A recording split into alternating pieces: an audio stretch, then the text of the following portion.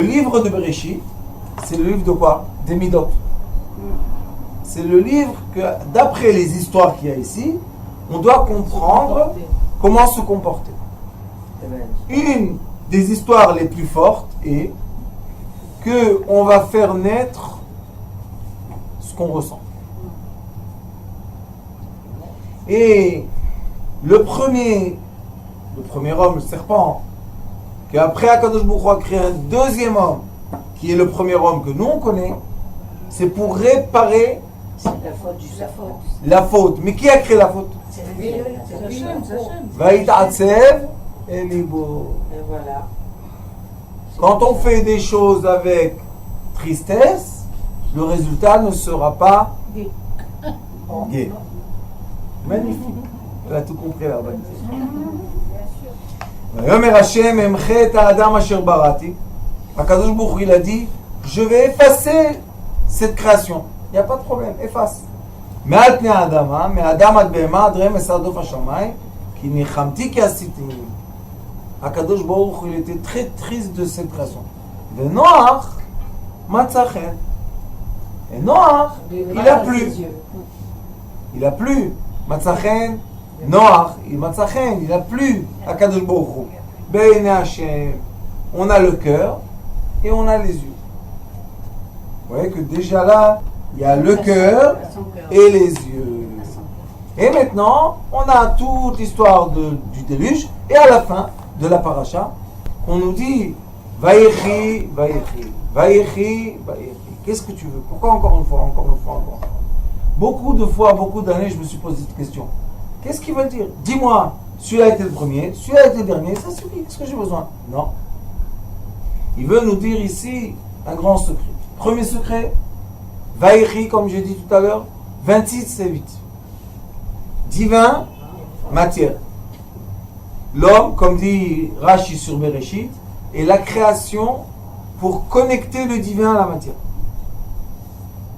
Nous sommes la création qui connecte le divin à la matière. C'est la raison qu'on est obligé de certains moments dans la vie vivre la matière, les envies, les passions, les désirs.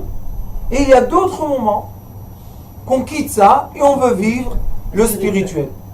Ça pour que l'être... On fait les deux. Oui, On fait les deux. tout le temps. C'est ce que je vous ai dit maintenant. Vaïchi, tu veux vivre Vaïchi.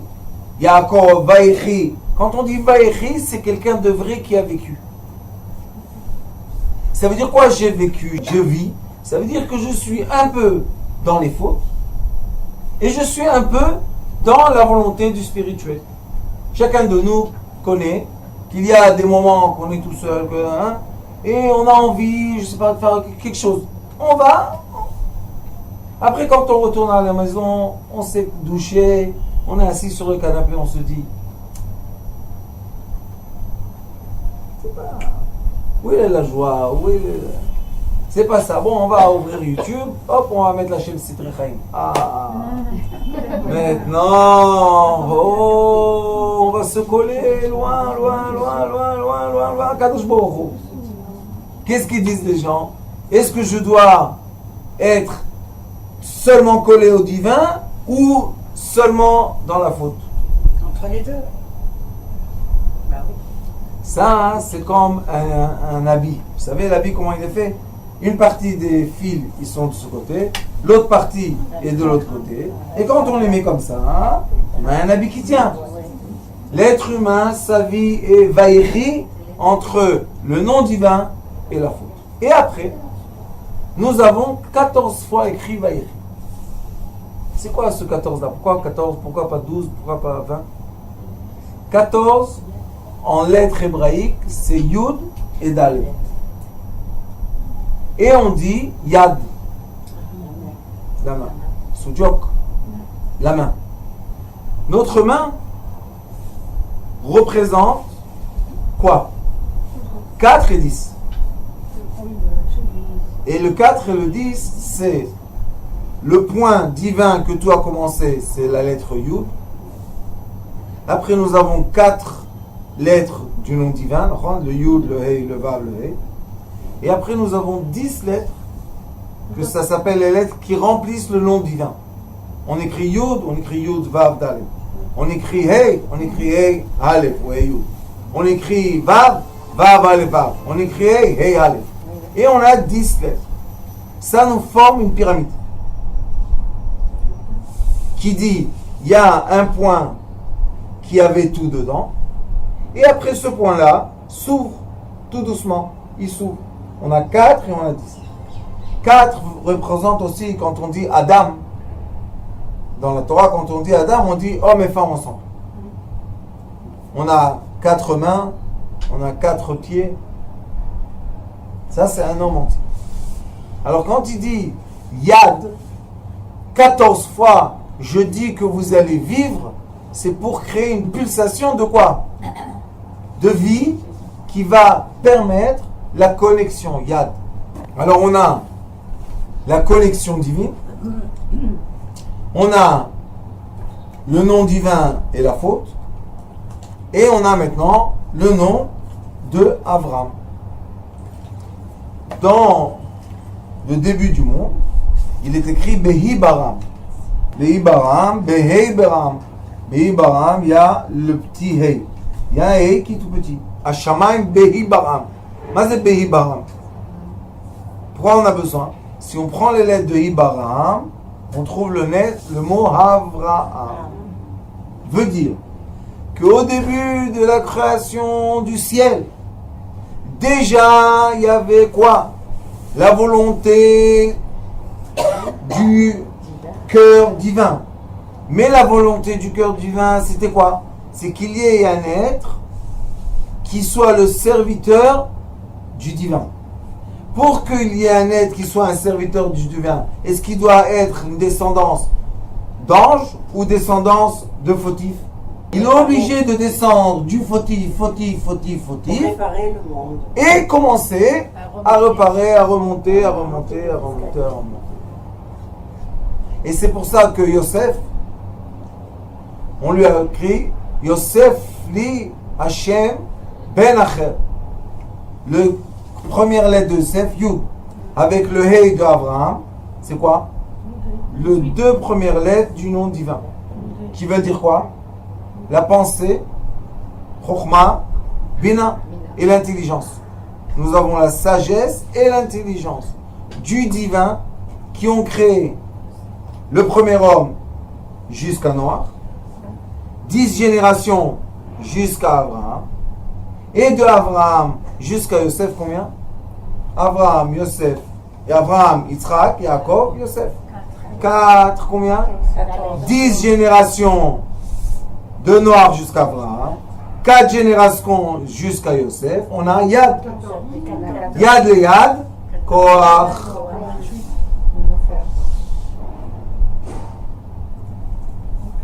C'est la force de quoi? D'aller vers le divin, malgré qu'on est... Yosef, qu'est-ce qu'on a dit? Il a été jeté dans le puits, dans le fin fond. Il a été jeté dans la prison, en bas.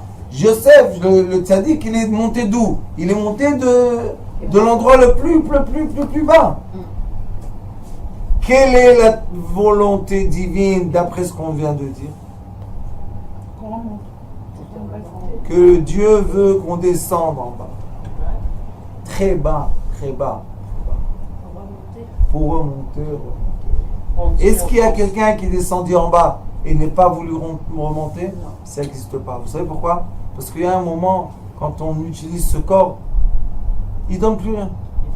Vous savez, non, pas fatigué. Prenez du piquant. Disons que quelqu'un il aime le piquant. Mettez dans la bouche. À un moment, il a brûlé le nerf. Il ne ressent plus le piquant. Maintenant, qu'est-ce qu'il va faire? Il va manger, parce que c'est comme une vache qui mange. Et il va brûler son estomac. Il va avoir des trous dans l'estomac. Pourquoi? Parce que sa bouche n'arrête pas le piquant en temps. Alors ça rentre dedans. Mais si sa bouche aurait encore le nerf vif du piquant, on l'aurait dit taille.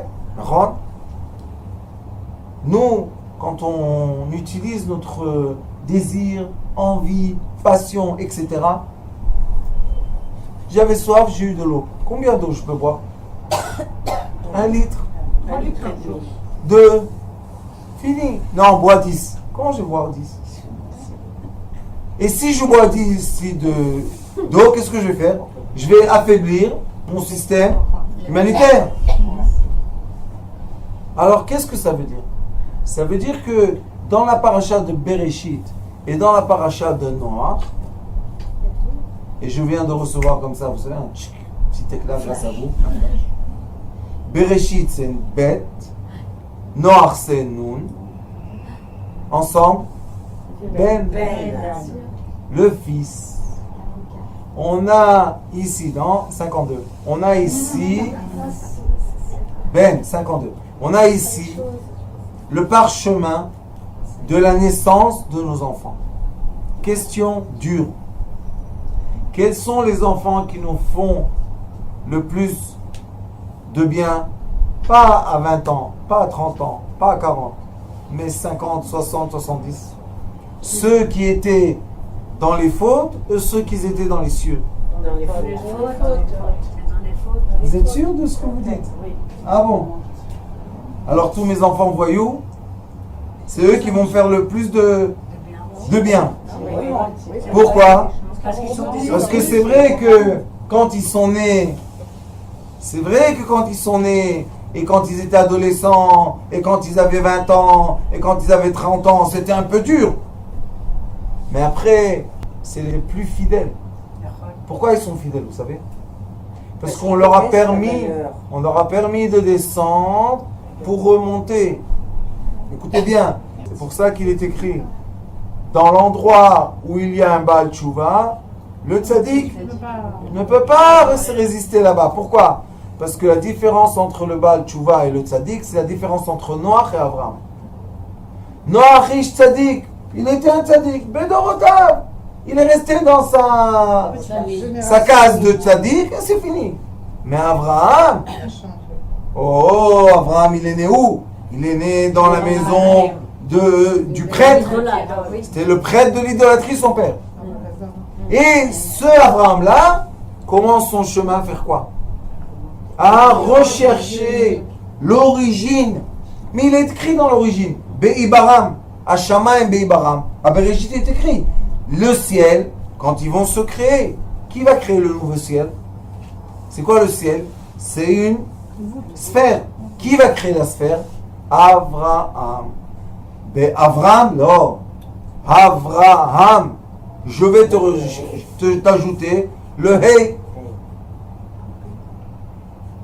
Quand je vais te rajouter le hey, tu vas emmener des descendances. Mais quand est-ce que tu as commencé à emmener des descendances? Quand tu as commencé à remonter vers moi. Abraham a cherché à Kadosh Baruch Hu. Abraham, c'était un scientifique. Il a cherché, il a posé des questions, il avait les cartes d'astrologie, il avait tout. Et un jour, il a dit, toi le grand Seigneur, dévoile-toi à moi. Il s'est dévoilé à lui. Est-ce qu'Abraham, il était fou, normal? Faites attention à ce que vous dites. On l'a traité de fou. Non, je pense qu'il est un peu fou. C'était un fou. On l'a traité de fou. Non, vous savez pourquoi un fou? Il allait à l'encontre de tout. Il allait à l'envers de tout le monde. Il a rejeté son monde. Il a rejeté son monde. dans le feu. Donc, Il a tout fait à l'envers. Nous, aujourd'hui, on dit, on est les enfants d'Abraham, le peuple élu. Mais Abraham, d'où il vient? De l'idolâtrie. Ouais. Plus on descend, et plus on monte. Plus on descend, et plus on monte. Noach, c'est Chem. Alors, dans ce cas-là, on cherche tellement à protéger les enfants. On est fou. Parce qu'il y a des enfants qu'on cherche à protéger ou pas, ils vont faire ce qu'ils veulent. Et il y a des enfants qu'on cherche ou pas, c'est comme les moutons à côté de toi. Ça, les moutons, où va le berger? Les moutons vont avec lui. Mais il y a des chevals, où va le berger? Ils s'en vont, les chevals, ils s'en Alors, foutent. ça veut dire qu'un enfant qui s'égare, il faut le laisser. Un enfant il faut qui le laisser s'écarte, un peu, un enfant qui commence à chercher les sensations de la vie, un enfant qui commence à descendre du chemin que nous on pense qui est bien. C'est l'enfant qui va chercher la faute pour trouver le chemin de retour. Ici, il y a des dames, Baruch Hashem, qui ont un certain âge, qui peuvent prouver que ce que je dis, moi le petit bébé à mon âge, est vrai. C'est pas facile. Je dis la vérité, moi. Pas facile, dit facile, la vérité. Alors les parents, comment ils agissent dans un cas pareil où l'enfant... Je vais vous dire, quand nos enfants, comme l'enfant de Dieu, c'était qui? Le premier homme, le deuxième, après 10 générations, après Noir, encore 10 générations. Il a attendu, Savlanout. Il avait la patience avec toutes les générations. Donner l'amour et attendre. Alors. C'est tout. De l'amour et de la patience. De l'union et du temps. Et croyez-moi, vous pensez qu'à 40 ans, on fait les bêtises de 20 ans? Non, il y en a. Je ne dis pas qu'il n'y a pas des exceptions partout. Mais je dis la généralité, c'est quoi? À 40 ans, ça y est, on a compris, on a coûté, et à la fin, on se dit, c'est des bêtises tout ça. Qu'est-ce qu'on veut? Comme tout le monde, on veut son foyer, sa maison, ses enfants. C'est ce qu'on veut. Le Yetzirara, après 30 ans, ça y est, il se calme, il commence à nous laisser tranquille un peu. Non. Parashat Bereshit, Parashat Noach, les deux parashiot, c'est tout le Sefer. Vous allez voir, tout le Bereshit, c'est quoi? J'ai dit encore une fois, c'est juste une façon de dire. C'est des histoires qu'on ne peut même pas saisir. Ça veut dire quoi? Qu'Akadosh Baruch Hu parle avec un être humain. Où on a entendu qu'Akadosh Baruch Hu parle avec un être humain? Et ceux qui disent qu'Akadosh Baruch Hu parle avec eux, qu'est-ce qu'on dit? C'est des illuminés, les pauvres. Ils sont... Mais peut-être c'est vrai, peut-être il parle avec eux. Et sachez une chose, un peu de l'expérience de la vie, les gens qui ont eu des expériences les plus puissantes, ce sont les gens qui ont l'éclat de lumière le plus grand. Les gens qui n'ont eu aucune expérience dans leur vie, toujours à côté de maman, dans l'habit de maman, elle le cache. Mais mariée, viens mon fils, viens, mange, ça fait rien, elle t'embête, viens chez maman, viens chez maman. Le pauvre, à 70 ans, à 60 ans, la maman elle s'en va. C'est plus rien faire. C'est plus. Et vous savez qu'en Amérique, il y a toute une étude qui a été faite sur des fils qui étaient liés à leur mère. Et quand la mère elle est partie à un âge, on veut, 70, 80, 90, 120. Et qu'est-ce qui se passe avec l'enfant qui reste? Sauf à Olam.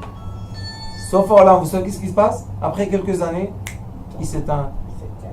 Mais l'enfant qui était le chet, le voyou, le truc, quand la maman elle s'en va, qu'est-ce qu'il fait? Il continue une génération. Il prend et il continue une génération. C'est pour ça que la Torah, elle veut nous donner un enseignement de vie. Le livre de Bereshit, il est écrit dans les livres, les commentateurs disent que la Torah devait commencer de Shemot, où on a reçu la Torah. Shemot. Alors on devait recevoir la Torah. Après, on nous écrit l'histoire. Non, les sages disent Derech Eretz Kadma la Torah. C'est quoi Derech Eretz? Le comportement de l'être humain est plus important que la Torah même. Pourquoi? Il est écrit sur Aaron, le prêtre, le Kohen. Il est écrit Aaron, Ohev Shalom. Il aime la paix.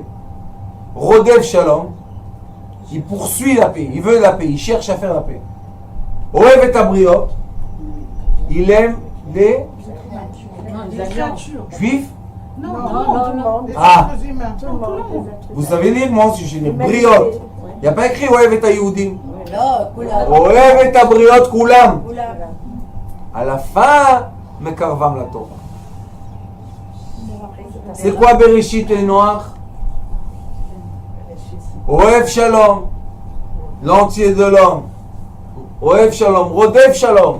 Il a, à Kadosh Baruch Hu, il a attendu, il les a poursuivis pendant 10 générations. Encore 10 générations.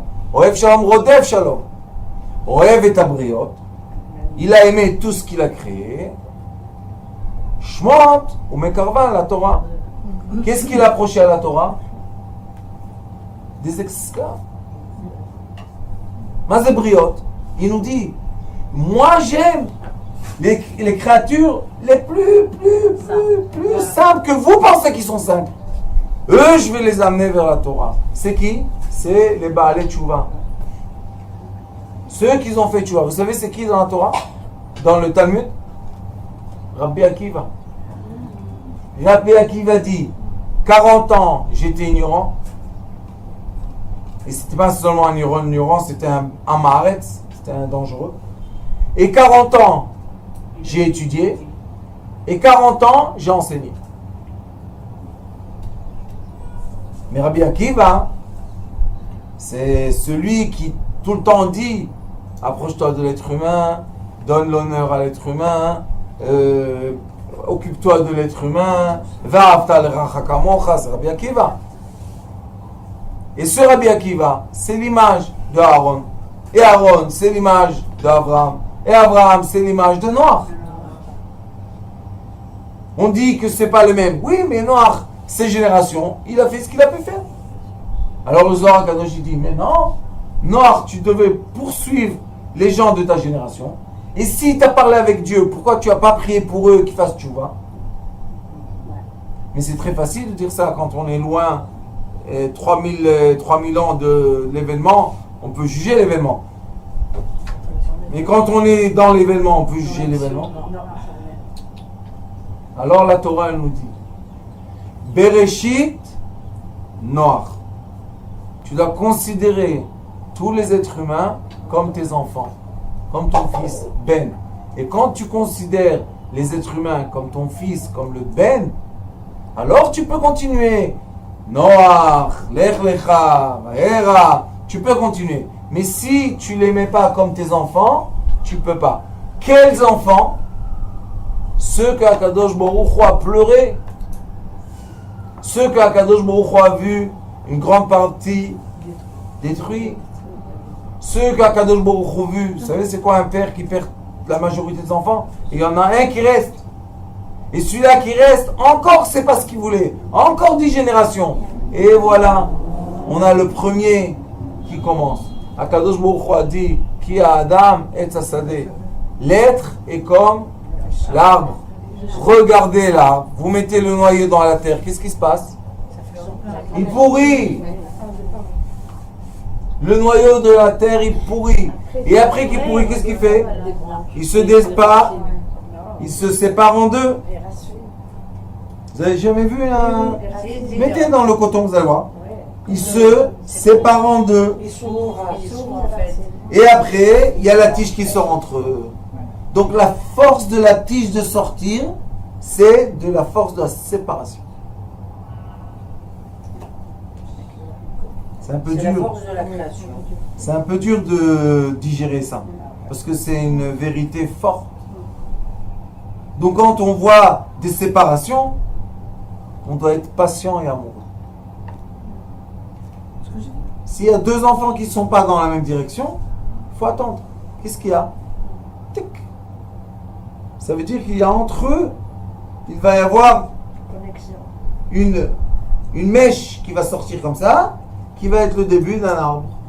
C'est la même graine qui a été plantée. C'est elle qui monte. Quoi? Les enfants qui justement s'égarent un petit peu, est-ce qu'on doit leur faire des tochafat ou non? Jamais, quel Torah? Non, je sais pas, on doit leur dire... Ils sont nés de nous. voler, C'est nous, oui, c'est nous, exactement. Oui, c'est nous. Oui, alors pourquoi on s'aime pas? Non, je sais, mais est-ce que par exemple, je sais pas, un enfant qui a volé ou un enfant qui se lève pas pour aller au minyan ou un enfant, on doit le laisser ou... Nous on se lève tous les jours à aller au mien. Laissez-le grandir, laissez-le faire son chemin, laissez-le aller avoir les expériences qu'il doit avoir. Mais bien sûr, laissez-le vivre pour qu'il revienne. Vous savez, j'ai quelques jeunes comme ça que je suis, ça fait beaucoup d'années. Pas les voyous de la forêt, des autres. Et ils étaient religieux. Après, ils ont demandé une autre kippa. Après, ils ont demandé de changer d'école. Et les parents qui venaient, ouais, le rab, je leur disais, c'est vous. Celui-là, là, c'est vous. Jamais de la vie, jamais de la vie. J'ai un comme ça. Son père, un jour, il a enlevé la kippa. Je lui ai dit, pourquoi tu as enlevé la kippa, toi? Mais toute ma vie, ça me dérangeait. J'aimais pas ça. Je lui ai dit, alors pourquoi ton fils a enlevé la kippa? Parce que toi, tu veux pas la kippa. Laisse-le tranquille. Il a continué à grandir. Un peu à droite, un peu à gauche. Il venait me voir, je lui disais, va faire ça, va là-bas. Tu veux encore ça? Va là-bas, la Avera, elle exactement, tu vois, là. Mais Rav, je dis, va mon fils, va. Après 10 ans qu'on accompagne comme ça quelqu'un, un jour il revient, il pleure. Rav, ça suffit. Mais qu'est-ce qu'il y a mon fils? C'est le degré que tu es arrivé, viens, je te montre encore un degré, viens, monte un étage. Tu vois là-bas, il y en avait, regarde, va là-bas. Je veux plus. Maintenant, je vous pose une question. On a dans la maison un qui se levait tous les matins, qui a fait tout comme il faut, la machine. Et on a un qui était très loin qui revient. Qui a la force? Qui revient. Personne peut avoir un débat sur celui qui a travaillé son Yetzirara et celui qui n'a pas travaillé son Yetzirara. Ce n'est pas les mêmes forces. Celui qui a travaillé le Yetzirara, comme Moshe Rabbeinu, il était le roi de Couche, il était marié avec la femme la plus belle et la plus intelligente du monde. Il n'a jamais été avec elle. Mais il était dans le Nissan ou pas? Bien sûr qu'il était dans le Nissan, il était marié avec elle. Et qu'est-ce qu'elle lui a fait? Quand son fils à elle, avant ce mariage avec Moshe, est devenu un homme, elle lui a dit, toi l'étranger, va-t'en d'ici, je mets mon fils roi. Vous imaginez un peu? Qui est Moshe Rabbeinu? Bien sûr. Pourquoi elle est partie de couche? Parce que le fils de cette reine qui a grandi est devenu un homme, 18 ans. Moshe Rabbeinu, il avait 40 et quelques. Elle lui a dit, hey, toi, c'est mon fils qui va régner. C'est mon sang, pas l'étranger. Vous imaginez un peu? Quelqu'un qui règne sur un pays et on le renvoie comme ça. Et qu'est-ce qu'il a été faire? Être l'esclave de Yitro. Il était son esclave. Alors quelqu'un comme ça, qui a eu beaucoup de vécu, il peut avoir le révèlement divin. Abraham, qui a eu beaucoup de vécu, peut avoir le révèlement divin. Noach, qui a eu beaucoup de vécu, peut avoir le révèlement divin. Vous comprenez ce que je dis? Même Yoshua, qui a eu un vécu pas facile, il a eu le révèlement divin. Mais après, qu'est-ce qu'il y a eu? Après Yoshua, qu'est-ce qui est écrit? Skenim, on n'a plus entendu de révèlement. Et après, ça recommence. Il y a encore une fois des révèlements. Élie, Shmuel, Shaoul, David, ça recommence. Qu'est-ce qu'il y a eu dans cette période-là de silence? Qu'est-ce qu'il y a? On n'a même pas les noms. Chaket. Ils ont conquéri la terre, ils étaient sur leur terre, tout va aller bien. Mais où le révèlement, où le révèlement divin, où ils étaient avec l'arche de Moshe Rabbeinu, ils avaient tous les ustensiles du tabernacle, c'était Chaket. Et après ça reprend et ça redémarre encore une fois. Après l'exil, 2000 ans. Où il est celui-là qui va dire, voilà, moi je parlais avec Akadosh Baruch Hu, où il est celui-là? On l'a pas, on attend qu'il vienne. On l'attend. Ça veut dire que chaque fois que vous allez voir que le temps est plus long, la lumière qui va se dévoiler est plus... Comme nous sommes 2000 ans déjà, bientôt, on passe encore 2000 ans, dans cet exil, ça veut dire que bientôt, celui qui va se dévoiler, il va être une très grande lumière. Une fois, j'étais assis avec mon cher ami, le Rav Dreamer, Dr Dreamer, et je lui ai dit, tu sais, si nous, tous les deux, on étudie des choses, je lui ai dit, si on étudie ça, et on a une certaine logique, imagine-toi Mashiach. Quelle personne ça va être, ce monsieur? Il doit connaître toutes les fautes, sinon il ne peut pas être Mashiach. Et il doit parler toutes les langues, avec tous les cerveaux des gens, avec tous les... J'ai dit, tu t'imagines la tête de ce monsieur? Il m'a dit, quand tu me parles comme ça, j'ai envie de le voir. C'est ça qu'on languit Mashiach. Pourquoi les gens ils disent, je languis Mashiach? Qu'est-ce que tu as, Mashiach? Toi, tu comprends quelque chose? Étudie un peu, après tu vas. Mais ceux qui étudient, ils disent, lui, qu'est-ce qu'il va comprendre? Et vous savez qu'est-ce qui est écrit? Que nous, on voit les lettres noires, on lit le noir sur le blanc. Lui, il va lire le blanc C'est blanc sur le noir. sur le noir. On sait même pas. Entre les lignes. Il va lire, il va te dire voilà, Bereshit, il va commencer par Bereshit. Chaf, Aleph, Trek, Tsak, comment ça fait? Il va te dire ça, c'est la langue des unions. Parce que dans la langue du Talmud, il y a combien de langues, vous savez?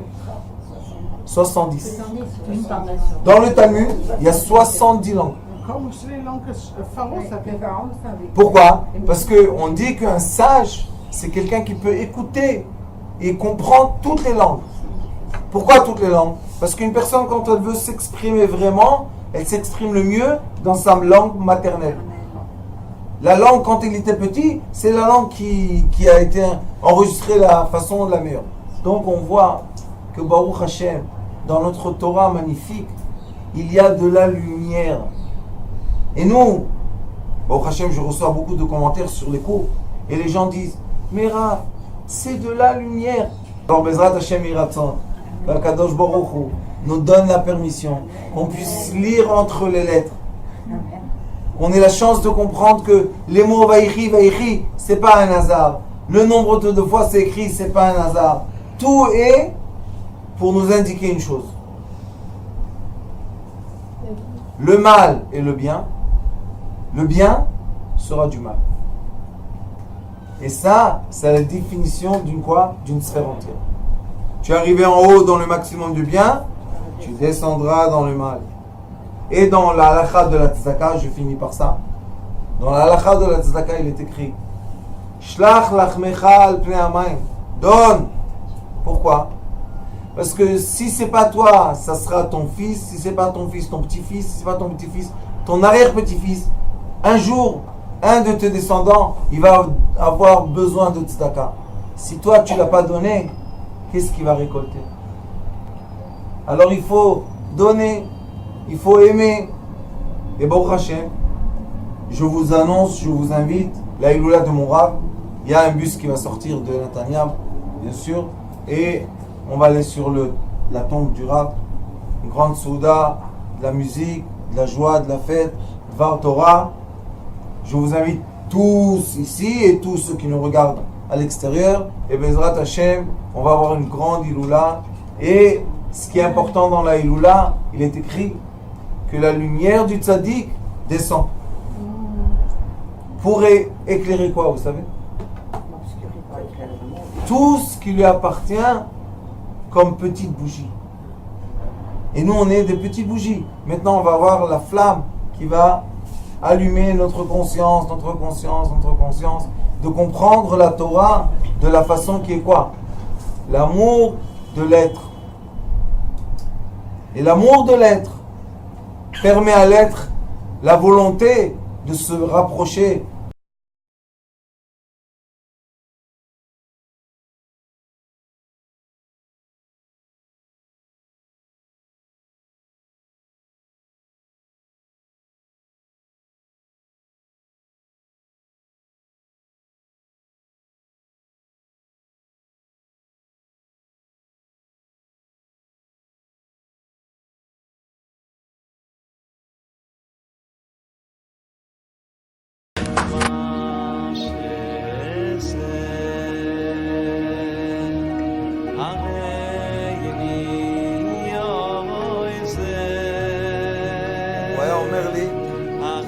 בבית שלי יש מלאכים, לא רוצה לצאת מהבית.